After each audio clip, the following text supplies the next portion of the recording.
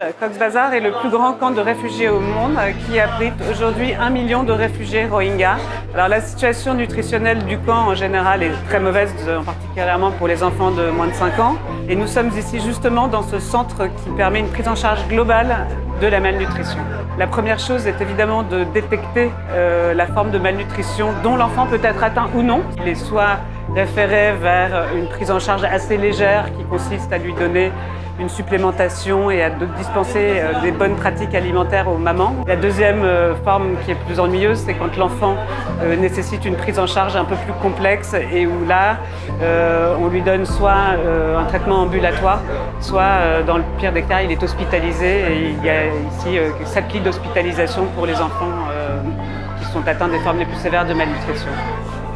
C'est extrêmement touchant d'être ici et de voir cette action sur le terrain et comment très concrètement cette aide arrive aux gens, que ce soit par le biais de nutriments ou de nourriture pour les aider justement à s'alimenter. C'est un camp qui n'est pas censé rester. Alors ici on est dans une région très humide, sujette à de plus en plus d'inondations, de cyclones, avec des glissements de terrain, donc le camp est très souvent détruit. Ici, c'est un bâtiment en dur, c'est l'un des seuls bâtiments en dur de l'ensemble du camp de Cox's Bazar. Ça nous permet justement d'avoir un endroit où on puisse assurer cette prise en charge durable, et notamment pendant la mousson. Le changement climatique et la malnutrition sont intimement liés et on ne pourra pas régler l'un sans attaquer l'autre. Aujourd'hui, on n'a jamais été en mesure de produire autant de calories au niveau mondial et pourtant, on n'a jamais eu des situations de malnutrition aussi sévères. Et ici, en plein milieu d'un camp de réfugiés, évidemment que c'est flagrant et on se rend compte qu'il faut continuer à aider, continuer à soutenir ces programmes qui ont un impact réel sur la vie des gens.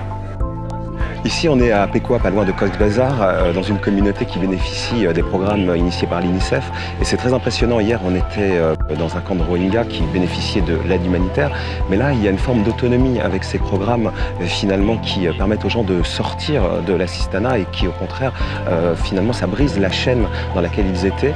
C'est très concret. On a vu une femme de 45 ans, mère seule, avec 2 enfants, qui, aujourd'hui, en faisant des tenues, en arrivant à les vendre, en ayant un petit jardin, en ayant également du bétail, finalement sur un programme de 2 ans est totalement autonome. Et quand les gens de l'UNICEF lui demandent est-ce que vous avez besoin de plus de choses, elle dit mais moi c'est bon, je suis autonome. Il faut maintenir absolument la générosité, que ce soit celle des donateurs institutionnels, des bailleurs de fonds, mais aussi celle des donateurs privés qui très souvent font la différence parce qu'encore une fois, la prise en charge de la malnutrition, c'est relativement simple. Il s'agit de donner un traitement adéquat pendant 6 semaines et on arrive à remettre vraiment sur pied un enfant. Donc continuez à soutenir l'UNICEF et continuez à nous aider. Merci.